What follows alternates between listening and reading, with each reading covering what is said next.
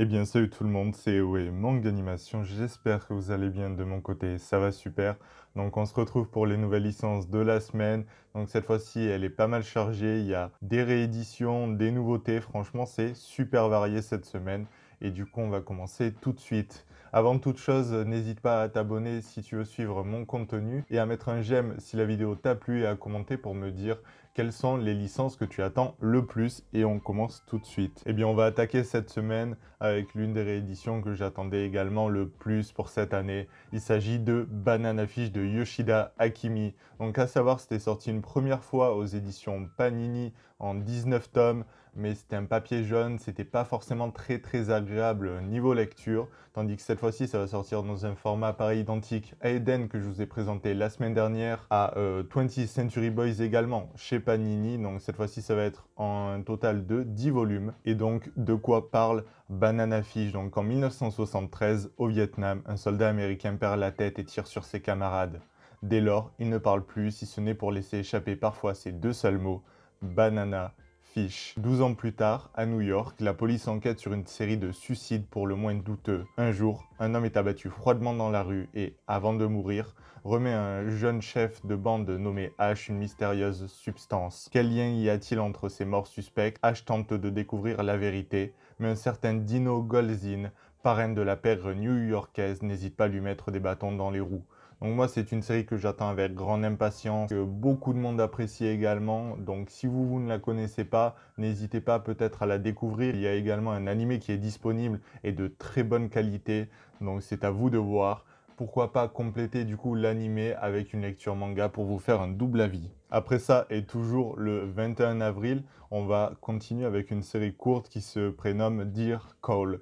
Donc c'est une série terminée en 4 tomes et qui sera publiée par Glénat. De quoi parle Dear Cole? Donc sur une île si petite qu'elle ne figure sur aucune carte, le jeune Sanso vivait en paix en compagnie de Moon, un tigre blanc, et de Goot, une créature qui ressemble à un chien noir. Mais un jour, des voyageurs arrivés du continent leur annoncent une vérité surprenante qui va les séparer à tout jamais. Pour retrouver ses deux amis, Sanso va devoir intégrer l'Invocadémie et se former à l'art d'invoquer des créatures fantastiques. Le rideau se lève sur un nouveau monde de fantasy. Donc ça a l'air d'être quand même assez sympathique, même si le speech est peut-être un petit peu classique, un personnage qui veut retrouver les gens, les personnes qui l'apprécient. Donc bon, à voir ce que ça donne. Après, le thème est quand même assez original, se former à l'art d'invoquer des créatures fantastiques. Je pense que ça peut être quand même intéressant. Ensuite, on a The Elf and the Hunter. Donc ça, c'est une série cette fois-ci en cours en 4 volumes et elle va être publiée par Soleil Manga.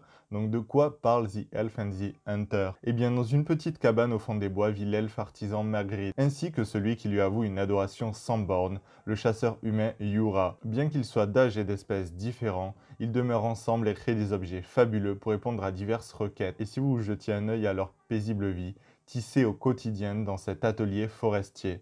Donc ça a l'air d'être une série assez détente, classifiée comme tranche de vie fantastique, parce que voilà, on se rend compte qu'il y a des elfes, sûrement peut-être un petit peu de magie, mais je trouve la couverture déjà magnifique et les personnages ont l'air super attachants. Et cette fois-ci, on passe chez Delcourt Tonkam avec Otome Game. Et donc ça, c'est une comédie fantastique qui comporte actuellement 6 tomes au Japon, et donc Otome Game. Et pour le synopsis, après avoir reçu un coup à la tête, une lycéenne se retrouve dans un monde de jeux vidéo, un Otome Game, qui est donc un jeu de drague, où elle incarne la riche héritière et méchante Katharina Claes, alors âgée de 8 ans.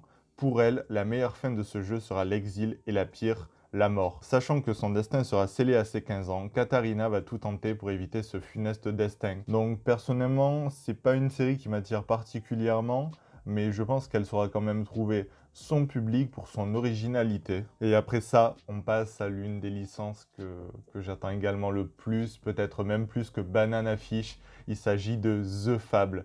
The Fable, pour moi, c'est juste incroyable. Franchement, je vais vous en parler et peut-être que vous vous laisserez également tenter. Donc, c'est une série déjà à savoir terminée en 22 tomes au Japon. Donc le prix est quand même assez cher à 8,50 € par tome et c'est édité par Pika. Et donc de quoi parle The Fable? Alors son job, c'est le tueur. Sa nouvelle mission, c'est se mettre au vert. Son but, ne tuer personne pendant 1 an. Donc The Fable, c'est un tueur professionnel craint de toute la pègre japonaise. Homme politique, mafieux, personnalité publique. Ce génie de l'assassinat peut envoyer n'importe laquelle de ses cibles 6 pieds sous terre, et en 6 secondes si le cœur lui en dit.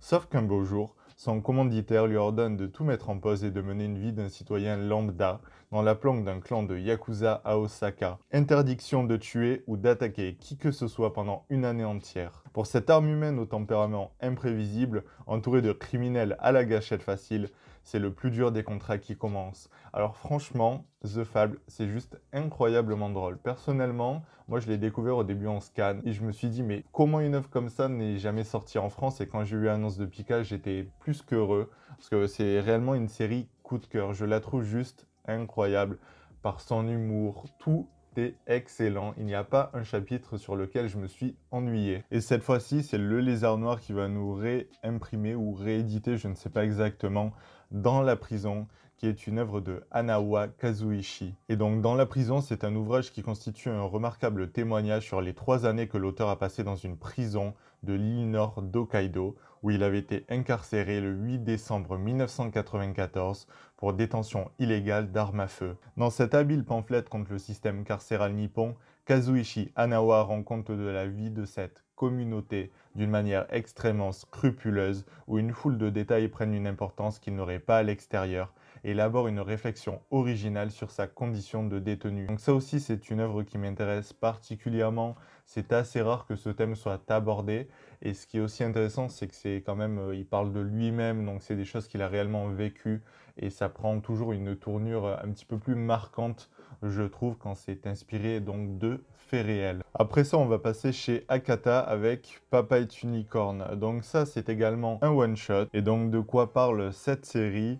Eh bien, quand on est adolescent, apprendre à vivre avec un nouveau beau-père n'est jamais facile. Issei ne l'avait pas vu venir. Quand sa mère lui annonce qu'elle va se remarier, il s'imagine le pire, et il faut avouer qu'il avait bien raison. Car même dans ses plus sombres cauchemars, il n'aurait jamais pu imaginer une chose. Masao, son beau-père, n'est autre qu'une licorne. Et bien donc ce dernier est décidé à être le mari au foyer parfait, ainsi qu'un super papa. Un quotidien magique ou pas commence alors pour Issei.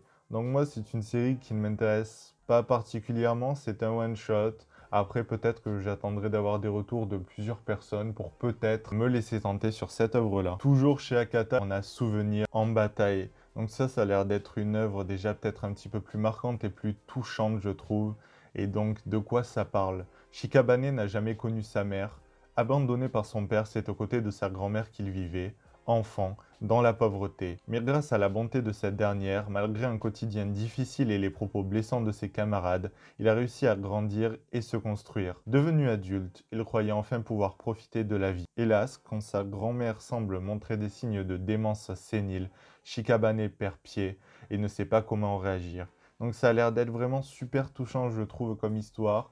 Je ne sais pas si c'est dans mon mood actuel de lecture, donc peut-être que je ne me la procurerai pas tout de suite, mais je trouve l'histoire particulièrement touchante. Passer du fait que lui, eh bien, sa grand-mère a tout donné pour l'élever, et que finalement les rôles s'inversent un petit peu, qu'il doit l'accompagner dans la vieillesse. Je trouve ça quand même assez touchant comme œuvre. Juste après ça, on va passer à un shoujo. On m'a demandé de les présenter, et donc on va commencer avec Comme les autres, une série en 5 volumes en cours au Japon, et donc le premier volume va sortir aux éditions Kana. Et donc de quoi parle Comme les autres? Comme les autres, eh bien c'est la devise de Tsubaki, c'est vivre comme son cœur le lui dicte. C'est pourquoi, lorsqu'elle rencontre un garçon discret et mystérieux en ramassant l'abonnement de train qu'il a fait tomber, elle écoute son cœur et fonce. Tsubaki fait tout pour retrouver Ibuki et va d'emblée lui déclarer ses sentiments. Dans une lettre, elle lui écrit son souhait de vivre une histoire d'amour heureuse et ordinaire. Sauf que Tsubaki ne sait pas encore qu'Ibuki est malentendant, qui ne pourra pas lui offrir une histoire d'amour ordinaire. Donc je trouve que c'est un shoujo qui a l'air quand même assez doux, avec une histoire qui change un petit peu, avec un personnage malentendant. Ça m'a peut-être un petit peu fait penser à A Silent Voice, donc à voir ce que ça donne. Et cette semaine, on a également La légende de l'immortel Chandra As. Donc ça, c'est une série courte en 3 tomes, toujours aux éditions Kana. Et donc de quoi ça parle? Eh bien, il y a 15 ans, 7 héros ont sauvé le pays d'un fléau, les dragons. Des monstres féroces, affublés d'un masque en os sur le crâne. Ces héros sont appelés les Chandra As et sont vénérés comme des dieux depuis Mais dans l'épopée, un héros a été oublié, effacé de la mémoire de tous. Arjuna l'immortel revient ainsi pour chasser et tuer ceux qui l'ont trahi. Dans sa quête, il sera épaulé par Himalaya, une jeune fille charmeuse de dragon, elle aussi trahie par l'un des héros. Donc ça a l'air d'être quand même assez intéressant. Personnellement, j'avais lu le premier chapitre, ça ne m'avait pas plus emballé que ça, mais peut-être qu'un jour je me laisserai tenter une fois que les 3 volumes seront sortis. Eh bien, c'était Oe Manga Animation. J'espère que donc cette vidéo vous a plu. N'hésitez pas à me dire vous, donc quelles sont les licences que vous attendez le plus cette semaine s'il y en a, à mettre un j'aime si la vidéo vous a plu et à vous abonner pour suivre mes vidéos. Et puis du coup, on se dit à la prochaine.